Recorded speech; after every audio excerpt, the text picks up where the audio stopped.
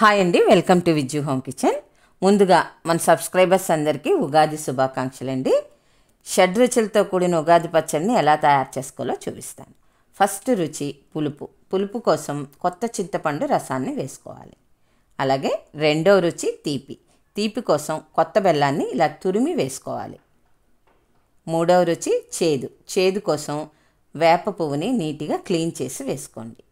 నాలుగవ రుచి కారం. కారం కోసం కొత్త ఎండుమిరపకాయని ఇలా చిన్న ముక్కలు కట్ చేసి వేయండి.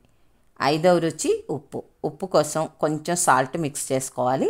అలాగే ఆరవ రుచి వగరు. వగరు కోసం లేత మామిడి పిందెల్ని చిన్న ముక్కలు కట్ చేసి వేసుకుని అందులో కొంచెం వాటర్ వేసి బాగా మిక్స్ చేసుకోండి. అసలైన షడ్రుచుల ఉగాది పచ్చడి అంటే ఇదేనండి. చాలా చోట్ల పల్లీల్ని, పుట్నాల పప్పుని, ఫ్రూట్స్ని కూడా యాడ్ చేస్తారు. చక్కగా ఈ ఉగాదికి ఇలా చేసుకోండి. మరొక్కసారి మీ కుటుంబ సభ్యులందరికీ ఉగాది శుభాకాంక్షలండి. మీకు ఇది నచ్చినట్లయితే లైక్ చేయండి. అలాగే కొత్తగా చూస్తున్న వాళ్ళు సబ్స్క్రైబ్ చేసుకొని చూడండి. Thank you for watching.